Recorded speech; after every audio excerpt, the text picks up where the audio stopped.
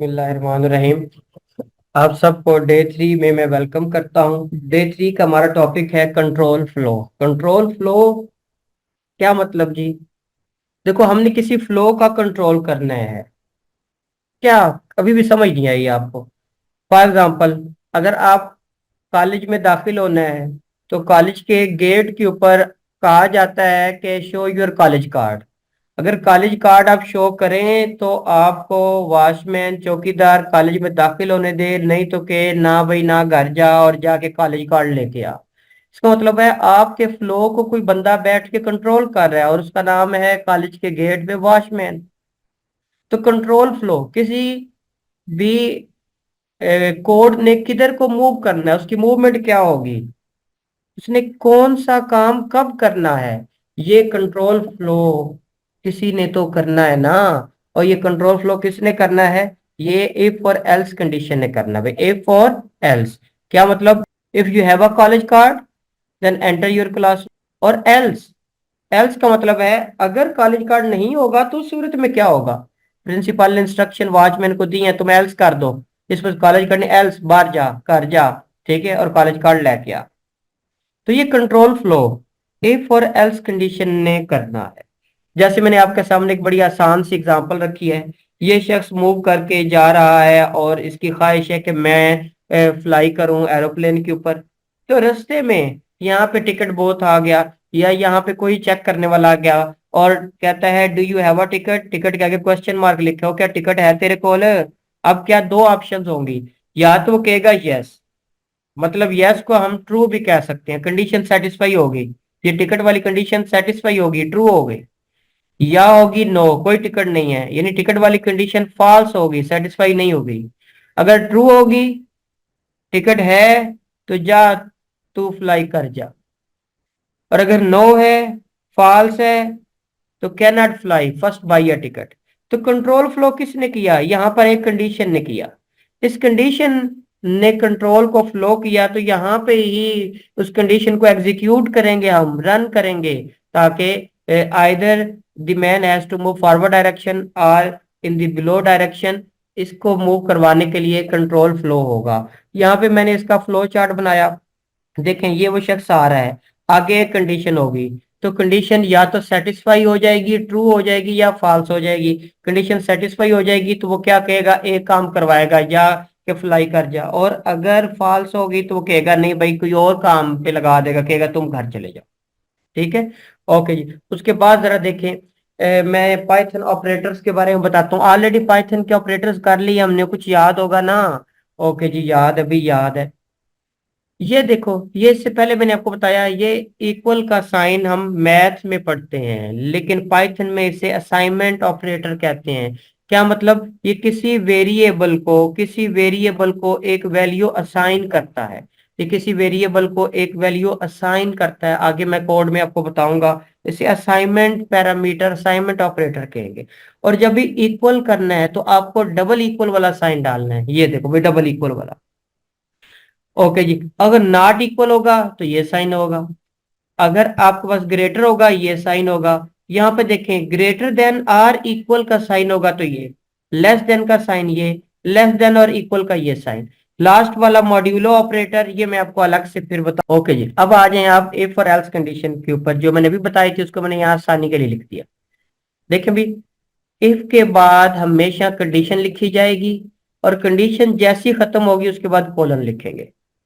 If आगे कोई condition, condition यहाँ पीछे क्या थी, do you have a ticket, और कंडीशन के बाद क्या होगी, कॉलन लगाएंगे।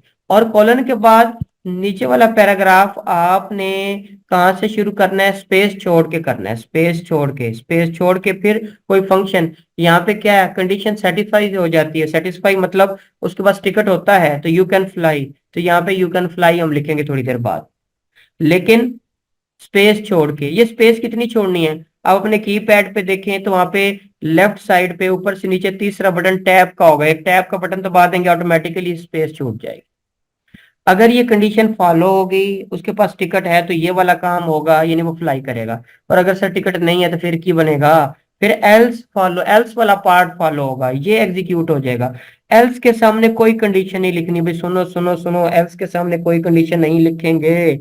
एल्स के बाद डायरेक्ट कोलन आएगा, और कोलन के बाद निचली लाइन कहाँ से शुरू होनी है, स्टार्ट से नहीं, आइडेंटिटी ब्लॉक होना है और इतनी स्पेस छोड़नी।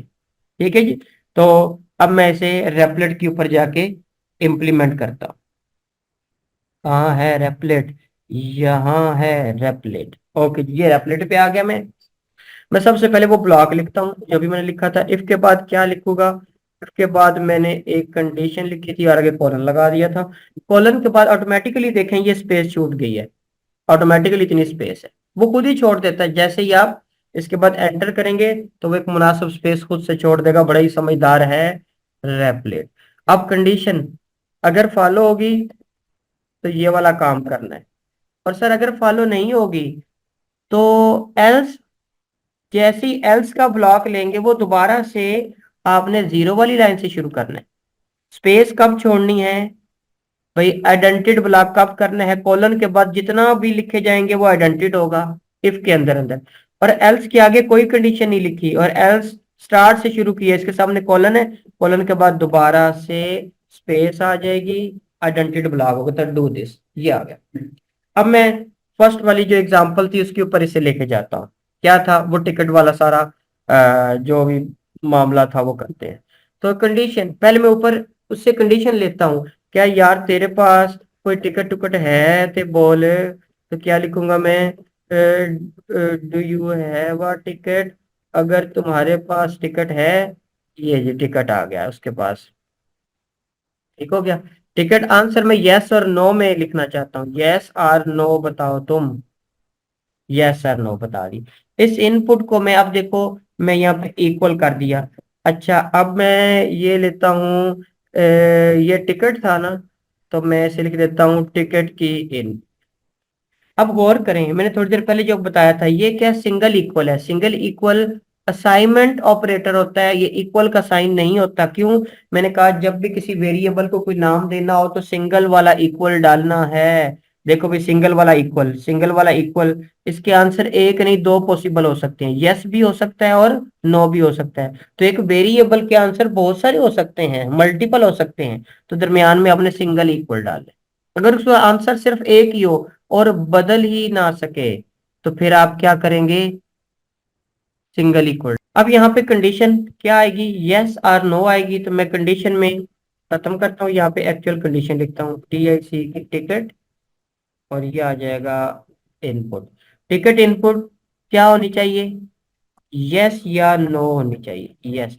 अच्छा अब यहाँ पर देखो मैंने डबल इक्वल डाल दिया, डबल इक्वल डाला मतलब ये इक्वल है पाइथन में। टिकट की इनपुट अगर यस हो, यस के अलावा ना हो, यस यस यस यस हो, तो सिंगल वैल्यू है। तो डू दिस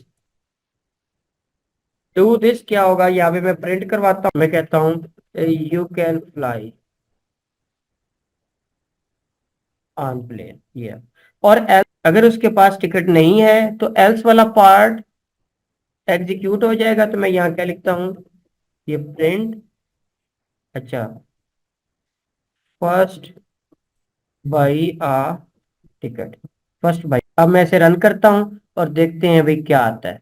सबसे पहले वो कंडीशन पूछेगा टिकट इनपुट की, तो टिकट इनपुट क्या है, मैं कहता हूँ यस यार मेरे पास टिकट है, बड़ा महंगा खरीदा मैंने, तो यस आ गया। यस के बाद क्या लिखेगा, you can fly on the plane. Okay जी, तो यस ये देखिए भाई, you can fly on the plane, वो आ गया ना। ओके जी, अब मैं दोबारा से इसे रन करता हूँ नो के आंसर से। तो फिर से मैं इसे रन किया, अब कहता है do you have a ticket, मैं कहता हूँ ना यार मेरे को तो नहीं है टिकट, तो टिकट नहीं है। रन किया तो वो कहता है first by a ticket. Okay अब मैं एक और काम करता हूँ, तीसरा काम, मैं फिर से इसे रन करता हूँ, ये जी रन कर दिया। मैं इसका कोई आंसर ही नहीं देता, देखो भी मैं कोई आंसर नहीं देता, आंसर ही नहीं देता, यस पे भी नो में भी। तो अब देखो क्या कहता, कहता फर्स्ट बाई अ टिकट है, मैंने ना यस किया नो। जरा देखो भाई, इफ ब्लॉक इतना सा कब एग्जीक्यूट होना है, ये कब चलना है, ये सिर्फ तब चलना है जब यस बंदा बताएगा। यस के अलावा जो कुछ भी होगा वो एल्स होगा। यस के अलावा क्या हो सकता है, अगर कोई नो दबाए तो यस के अलावा है ना, तो ये वाला ब्लॉक तो रन नहीं होगा। कौन से वाला होना है? एल्स वाला होना है। और अगर मैं कोई आंसर ही नहीं देता, यहाँ पे एम्प्टी छोड़ देता हूँ, तो यस तो नहीं आया ना, तो यस के अलावा ही होगा ना, एम्प्टी होगा, तो एल्स वाला ब्लॉक चलेगा। ठीक हो गया। तो नो लिखें या कुछ ना लिखें, एल्स वाला ब्लॉक एग्जीक्यूट हो। जी यहाँ तक कंफ्यूजन है? सोचो समझो और बताओ। अच्छा, अब इसी को हम इफ एलिफ और एल्स कंडीशन के साथ रन करते हैं। इफ एलिफ और एल्स कंडीशन से, ठीक है, मैं यहाँ पे पहले आपके सामने ऐसे ब्लॉक लिखता हूँ। इफ के सामने कोई कंडीशन आ जाएगी, ये लीजिए कंडीशन, उसके बाद क्या आ जाएगा, यहाँ पे आ जाएगा डू दिस। ये डू दिस हो गया। उसके बाद क्या आ जाता है, एक और कंडीशन लग जाएगी, एक और कंडीशन, दो कंडीशन होगी तो एलिफ आ जाएगा। याद रहे, एलिफ के बाद भी आप कंडीशन लगाएंगे, तो जब भी कंडीशन लगेंगे आगे कॉलन लगाना है। उसके बाद हम क्या कहेंगे, यार डू दिस, तू ऐला काम कर। और अब फिर अगर पहली कंडीशन भी फॉलो नहीं होती, दूसरी वाली कंडीशन भी फॉलो नहीं होती, तो फिर हमने इसके साथ क्या सलूक करना है, फाइनली हमने इसका सलूक करवाना है डू दिस। ये मैंने इसका मेन सिंटेक्स लिखा। अब मैं इसके ऊपर कंडीशन लिखता हूँ। कंडीशन सबसे पहले फ्लाइट की है, मैं इनपुट लिखूंगा। इनपुट में कहता हूँ do you have a valid ticket, क्या तुम्हारे पास वैलिड टिकट है? तो वैलिड टिकट का भी आंसर आपने क्या बताना है, यस और नो में देना है। यस और नो। यहाँ पे मैं एक वैलिड टिकट, तो यहाँ पे ये कंडीशन आ। ओके जी, अब सबसे पहले कंडीशन अब देखें जी। कंडीशन यस और नो में, कंडीशन अगर यस होगी, ये लीजिए यस, तो अब क्या लिख सकते हैं, आप क्या कहेंगे, यहाँ पे प्रिंट क्या करेंगे, प्रिंट, आप प्रिंट करेंगे you can fly, you can fly आप। और एलिफ कंडीशन में दोबारा से कंडीशन लिखेंगे, अगर इसकी कंडीशन क्या आ जाए, नो में आ जाए, नो में आ जाए तब क्या कहेंगे, भाई तुम नहीं कर सकते, ये फ्लाई नहीं कर सकते। आपके पास आ गया print you can not fly,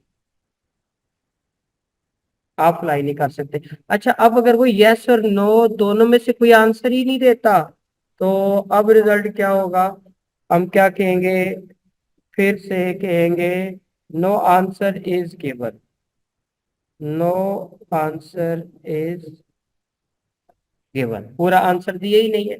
मैं रन करता हूँ, रन करने से देखिए भाई क्या होता है। सबसे पहले वो कहता है तुम्हारे पास कोई वैलिड टिकट है, यस आई हैव, तो क्या आंसर होगा, ये देखिए यू कैन फ्लाई। अब मैं नो का आंसर देता हूँ, दोबारा से रन किया और रिजल्ट दे दिया भी नो। देखो जी, नो, नो से क्या आना चाहिए, नो से क्या आना चाहिए भाई, आना चाहिए यू कांट फ्लाई, और नहीं ना उड़ सकता तू, तो नो के बाद आंसर आएगा, क्या आया, यू कांट फ्लाई। अब तीसरा केस, अगर अनआंसर्ड हो, कोई आंसर ही नहीं आए, तो क्या आना चाहिए, हम कहेंगे यार कोई आंसर नहीं दिया, अल्लाह के बंदे कोई आंसर तो दे देना, हमें पता चले तुम्हें जहाज में बिठाना है या हमने गिराना है। तो नो आंसर।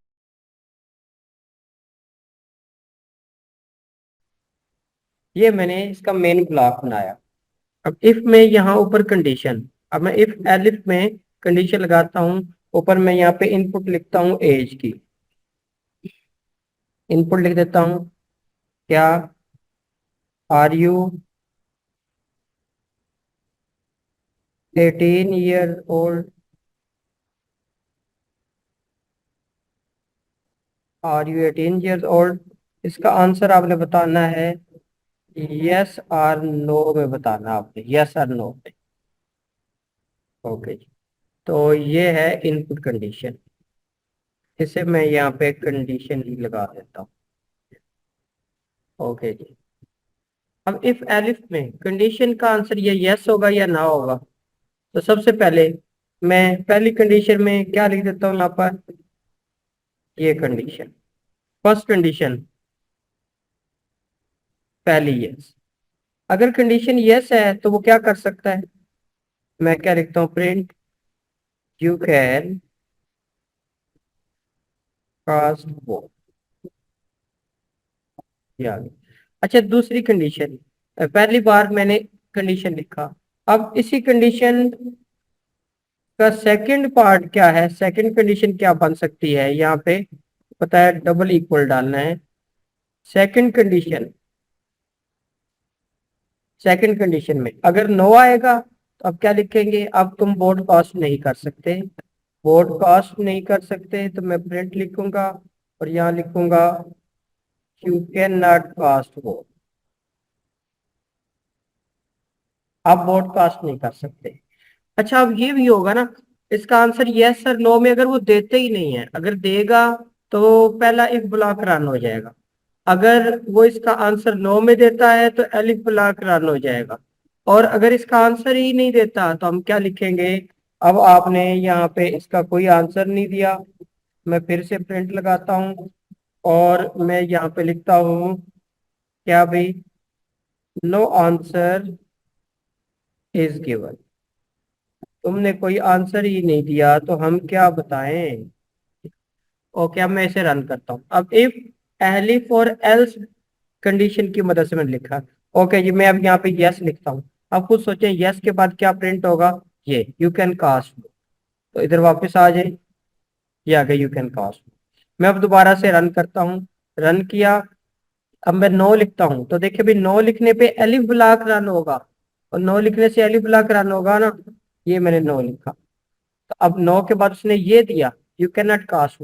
अब अगर मैं कुछ लिखता ही नहीं हूँ, कुछ भी नहीं लिखता, तो अब क्या होना है। देखो भाई अब क्या होना है, मैंने कोई आंसर ही नहीं दिया तो एल एल्स ब्लॉक रन होगा। कोई आंसर नहीं दिया तो क्या कहेगा, नो आंसर इज गिवन, तुमने कोई आंसर नहीं दिया। तो अब मैंने एक ही काम इफ और एलिस से भी किया और इफ एलिफ और एल्स में किया। सिंगल कंडीशन होगी तो इफ और एल्स के साथ, और अगर इसकी मल्टीपल कंडीशन यस और नो दोनों यूज करेंगे तो इफ एलिफ और एल्स ये आप यूज कर सकते हैं। अब यहाँ पे मल्टीपल कंडीशंस हैं स्टेज 3 में, जो भी हम करें control flow with multiple conditions. इसमें भी हम इफ एलिफ एल्स ब्लॉक लेंगे, लेकिन यहाँ पे मल्टीपल कंडीशन है। जरा देखिएगा, थंब लगाने के लिए नंबर ऑफ कंडीशंस कितनी है, यहाँ पे पहले काउंट कर लें। यहाँ पे थंब पे पहुंचना है, कितनी कंडीशंस को फॉलो करना है। सबसे पहले कंडीशन 1 अगर फॉलो होगी तो फिर कंडीशन 2 के पास जाएंगे। अगर कंडीशन 2 भी फॉलो होगी तो आप वोटिंग कास्ट कर सकते हैं, थंब इंप्रेशन अप्लाई कर सकते हैं। दो कंडीशंस फॉलो हो, कंडीशन 1, कंडीशन 2। अब अगर देखिए ये दो ट्रू है, दो यस है, एक यस और दूसरा यस, ये दो यस होंगे तो थंब लग जाएगा वोट के ऊपर। और अगर दो नो होंगे, ये देखो ये भी नो, ये भी नो, मतलब दो फॉल्स होंगे तो दोनों सूरतों में हम क्या कहेंगे, तुम वोट कास्ट नहीं कर सकते। तो इफ एलिफ एल्स की मदद से अब यहाँ दो ट्रू और दो फॉल्स, इनको कैसे इंप्लीमेंट करते हैं, ये मल्टीपल कंडीशंस हैं। इफ एलिफ एल्स की मदद से यहाँ देखो कैसे इंप्लीमेंट करेंगे। इसी का एल्गोरिदम फ्लो चार्ट की शक्ल में भी आया है। ये देखो एक ट्रू होगा तो कंडीशन 2 पे आ गए, फिर ट्रू होगा तो ये हो गया। मैं इसे अभी जरा सिंपल तरीके से करूंगा। रेपलेट के ऊपर वापस चले जाते हैं। मैंने ये इफ एलिफ एल्स का स्टैंडर्ड सिंटेक्स लिख लिया। देखें जी, दो कंडीशंस, कंडीशन 1 एंड कंडीशन 2, दो कंडीशंस दोनों ट्रू होंगी तो आपने थंब अप्लाई कर सकते हैं। दोनों कंडीशंस ट्रू होंगी, अदरवाइज नहीं होंगी।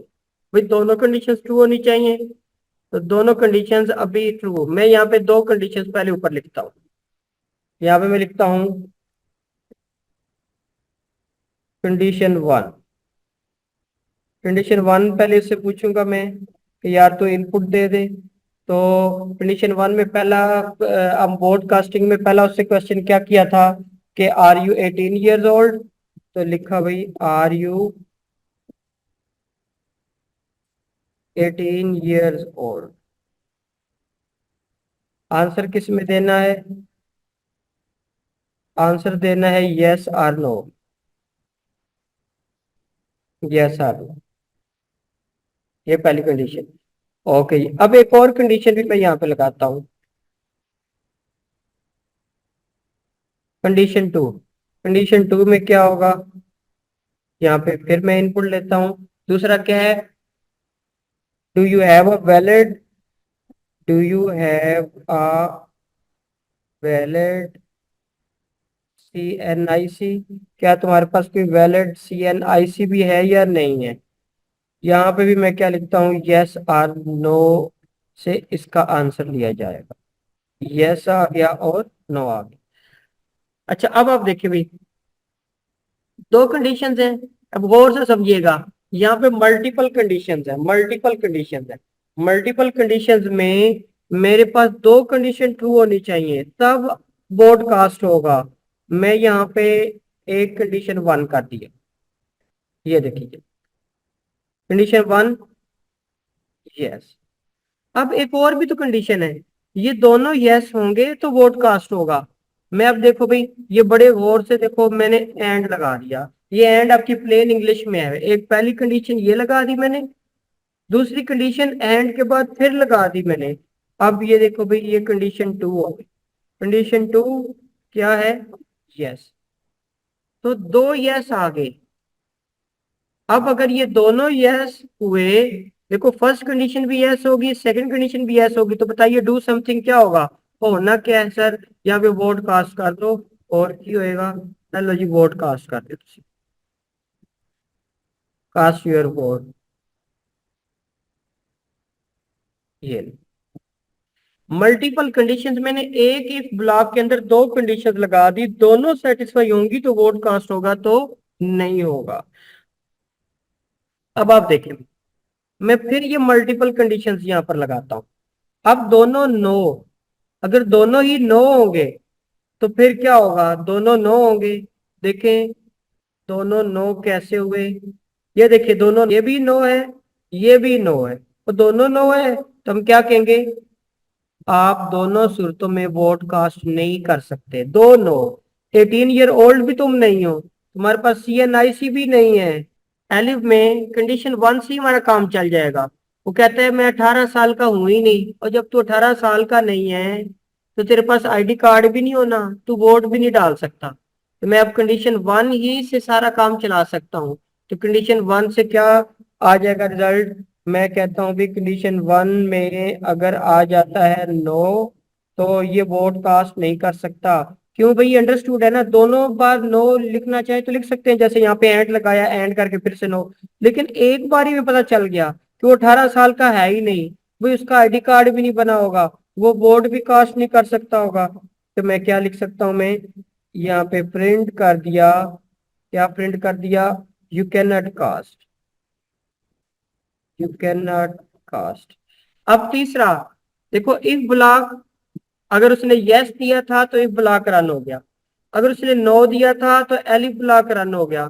अब अगर वो कोई आंसर ही नहीं देता तो आप क्या कहेंगे, हम कहेंगे यार तूने यस और नो में कोई आंसर नहीं दिया, तू गूंगा है, तू बोलता क्यों नहीं, तू कुछ बोल, तो फिर ही हम कोई काम कर सकेंगे ना। तो यहाँ पे मैं अब प्रिंट दोबारा से लिख देता हूँ, print condition no answer. Okay जी, मैंने आपको मल्टीपल कंडीशंस इफ के अंदर भी लगा के देखा और अलग अलग इफ एलिफ एल्स के इनसाइड भी मैंने आपको लगा के दिए। अब इसके अकॉर्डिंग रन करते हैं और देखते हैं क्या बनता है। मैं पहले यहाँ पर दो बार वो पूछेगा, कंडीशन वन वो पूछेगा पहले, फिर कंडीशन टू पूछेगा। अभी कंडीशन वन मैंने यस कर दिया, अब वो दोबारा फिर ये वाली कंडीशन पूछ रहा है, ये कौन सी भाई, वैलिड CNIC वाली। और वैलिड CNIC की कंडीशन भी मैंने क्या कर दिया, मैंने कहा भाई यस। अब उसने आंसर क्या किया, कहता है कास्ट योर वोट, अपना वोट कास्ट करो। मैं इसे डिलीट करता हूँ और दोबारा से रन करता हूँ। अब मैं नो देता हूँ, पहली कंडीशन नो, क्या तुम 18 साल के हो भाई, मैं नहीं हूँ, वैलिड ID कार्ड भी नहीं है भाई, नहीं है, तो क्या वोट कास्ट कर सकते हो, और नहीं कर सकते, तुम्हारा क्या करना वोट हमने। ओके जी, तीसरा, तीसरा अगर कोई आंसर ही नहीं देता, देखो मैंने यस भी नहीं लिखा, नो भी नहीं लिखा, जस्ट एंटर दबा दिया, और देखे अब एंटर दबाऊंगा, ठीक है, तो उसने क्या कहा है, नो आंसर इज गिवन, कोई आंसर ही नहीं दिया गया। और पता चल गया, मैं कोई आंसर ही नहीं देता। देखिए मैं कोई आंसर नहीं दे रहा, मैंने ऐसे ही एंटर कर दिया। दूसरी कंडीशन सी है ना, इसी को पूछ रहा है, वो भी मैंने ऐसे कर दिया, मैंने एंटर ही जस्ट दबाया ना, तो नो आंसर इज गिवन। तो इस तरह हमने इफ एलिफ एल्स कंडीशन यहाँ पे समझ ली, और इफ के अंदर मल्टीपल कंडीशंस लगाना भी यहाँ से सीख ली। उसके बाद फाइनल एक और हम यहाँ पे प्रोजेक्ट करते हैं, वो है, हमने बीएमआई पहले किया था, अब दोबारा से मैं बीएमआई आपको यहाँ पे समझा रहा हूँ। तो दोबारा से बीएमआई हम करते हैं, इसे मैं ये जी, अब एडवांस किस्म का बीएमआई करते हैं। बीएमआई पहले देखें जी, बीएमआई क्या था, ये बीएमआई मैं इस सारे का इम्प्लीमेंट करूंगा। मैं अब कंडीशन लिखना चाहता हूँ, अंडर वेट भी बताना चाहता हूँ, नॉर्मल वेट भी बताना चाहता हूँ, ओवर वेट भी बताना चाहता हूँ, और ओबेसिटी भी बताना चाहता हूँ। ये तीनों की तीनों कंडीशन आ जाएंगी। अब यहाँ पर चेक कर ले कौन सी कंडीशन होगी, एक अंडर वेट की, फिर नॉर्मल वेट की, फिर ओवर वेट की, और उसके बाद ओबेसिटी की। ये सारी कंडीशन अप्लाई करनी है अब। तो मैं फार्मूला ऑलरेडी आपको पता भी, कहाँ है फार्मूला वाला इसका, वो फार्मूला पता है ना। ओके जी, तो इसका फार्मूला भी बीएमआई का ऑलरेडी मैंने आपको बताया था। बीएमआई कैलकुलेटर का फार्मूला मैं दोबारा से आपको शो करके बता देता हूँ। ये देखें जी, वेट किलोग्राम, नीचे हाइट का स्क्वायर था, वो हाइट का स्क्वायर था ना। ओके जी, वेट और हाइट ये दो इनपुट होनी है, वेट और हाइट दो इनपुट होनी है। ओके जी, ये इनपुट आपके पास आ गया, वेट, वेट इन केजी, तो वेट इन केजी आ जाएगा, इसे में से वेट लिख दिया मैंने। आपको मैंने ऑलरेडी बताया था, जब भी आप इनपुट से कुछ भी लेंगे वो स्ट्रिंग की फॉर्म में होगा, आपको उसे बदलना होगा, किस में बदलना होगा, इंटीजर में बदलना होगा। तो वेट इन इंटीजर, इंटीजर में बदलने के लिए मैं क्या करूंगा, आई एन टी लिख दिया, और आई एन टी के इन साइड मैंने ये वेट लिख दिया। तो ये वेट इंटीजर में, वेट के अलावा और क्या चाहिए हमें हाइट चाहिए, तो ये मैं हाइट लगा दी। तो हाइट भी इनपुट ले ली, और इनपुट में मैंने क्या लिखा भाई, क्या, enter your height, enter your height, या हाइट एंटर कर दी। और किस में करनी है, हाइट इन मीटर्स करनी है, पहले भी हमने यही किया था, इन मीटर्स। अच्छा, हाइट मीटर में होती है तो ये फ्लोट में होगी, ये ऑलरेडी हम कर चुके हैं। तो मैं हाइट को अब फ्लोट में चेंज कर देता हूँ, ये हाइट और ये फ्लोट। फ्लोट के लिए क्या किया जाएगा, फ्लोट ही मैं दबा दूंगा, और ऊपर वाली हाइट इसकी पेरेंथेसिस के अंदर लिख दूंगा। तो ये आपके पास हाइट भी आ गया और ये फ्लोट भी आ गया, हाइट और फ्लोट। अब यहाँ पे एक फार्मूला मैं अप्लाई करता हूँ। ओके जी, फार्मूला क्या था शायद आपको याद है, क्या था, दोबारा से चेक कर लें आप फार्मूला। ये देखें जी, फार्मूला आपके पास है, वेट डिवाइड बाई हाइट का स्क्वायर, वेट डिवाइड बाई वो हाइट का स्क्वायर, यही है ना। मैं यहाँ लिखता हूँ वेट, वेट कौन सा लेना है, इंटीजर वाला लेना है वेट, और डिवाइडेड बाई हाइट का स्क्वायर। हाइट कौन सी लेनी है, वो हाइट फ्लोट वाली चाहिए ना, वो ऑलरेडी किया तो है अल्लाह के बंदो, ये हाइट फ्लोट वाली। तो मुझे इसके पावर लेनी है, पावर के लिए डबल स्टार दबाते हैं, और ये टू आ, ये फार्मूला भी बन गया। तो फार्मूला मैंने अप्लाई कर दिया, ये फार्मूला किसका था, बीएमआई का था। तो फार्मूला ऑफ बीएमआई ये लिख दिया। ओके जी, अब यहाँ पे if elif else condition apply करूंगा मैं। तो ये इफ, फिर उसके बाद एलिफ, और उसके बाद एल्स, यही कंडीशन लगानी ना। ओके जी, मैं पहले इफ के बाद आपको ऑलरेडी मैंने समझा दिया, एक कंडीशन लगानी है। कंडीशन यहाँ से देखें, बीएमआई कैलकुलेटर से देखते हैं, कैलकुलेट योर बीएमआई। पहली कंडीशन क्या है, अंडरवेट, अंडरवेट कब होगा, जब वैल्यू 18.5 के इक्वल या लेस हो, बीएमआई की वैल्यू 18.5 के इक्वल या लेस हो तो अंडरवेट होगा। तो अब आपको ये याद रखना है 18.5, इफ फार्मूला फार्मूला कौन सा था, बीएमआई का, बीएमआई क्या हो, चेक करें भाई, क्या है, 18 से 18 के इक्वल या लेस, ये देखें, लेस देन, इक्वल और लेस देन, तो ये देखो मैं 18.5 से लेस और इक्वल आ गया, ये आ गया अंडरवेट।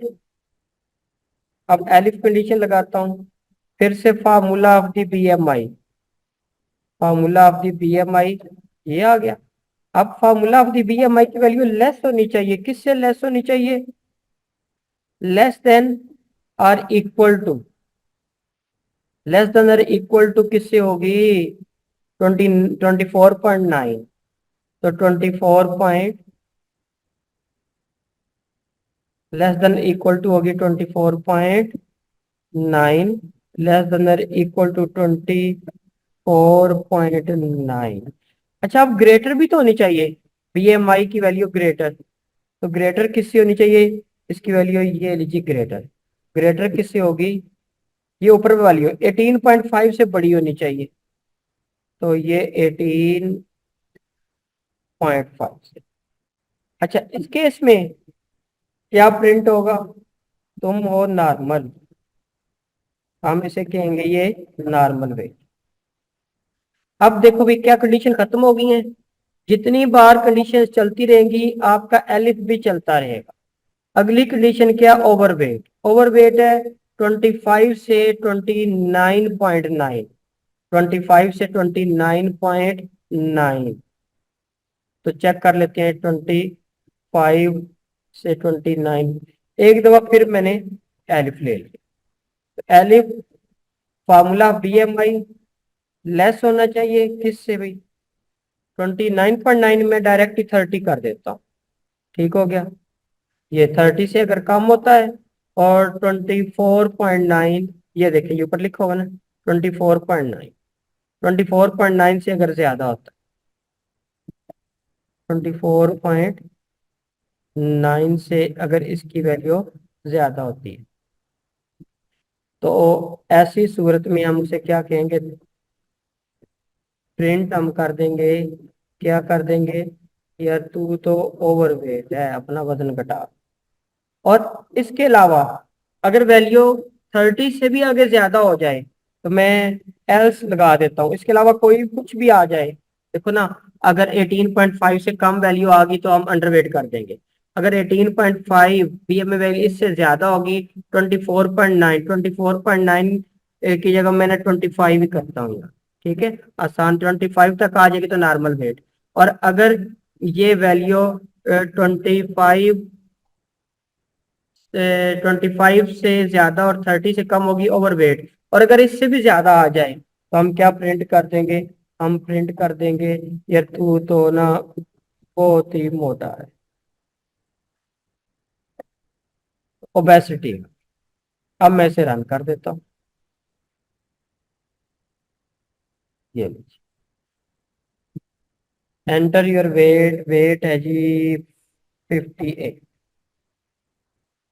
हाइट है कितनी 1.34, मीटर में है ना, मीटर में, तो क्या आ गया, ओबेसिटी, बहुत वैल्यू ज्यादा आ गई, इतना मोटा यार, ओबेसिटी। ओके, ये एक कंप्लीट हो गया। अगर मैं इसके साथ बीएमआई की वैल्यू भी प्रिंट करवाना चाहूँ तो बताएं भला, क्या बता सकते हैं, बीएमआई की वैल्यू प्रिंट करवानी है तो मैं क्या कर सकता हूँ, यहाँ पे अगर मैं प्रिंट कर दूं कौन सी वैल्यू, फार्मूला बीएमआई, ये फार्मूला बीएमआई, ये देखो भी, ये फार्मूला बीएमआई यहाँ लगा दिया। अब मैं अगर इसे दोबारा से रन करता हूँ तो अब देखते हैं क्या रिजल्ट आता है। अब साथ वो ये बताएगा वेट इन केजी, तो weight in kg 58, enter your height in metre 1.23। अब बीएमआई की वैल्यू कितनी आ गई, 38 आ गई, और ये क्या शो कर रहा है, ओबेसिटी शो कर। तो ये हमने इफ एलिफ एलिफ और एल्स कंडीशन को फॉलो करके से भी कंप्लीट कर दिया।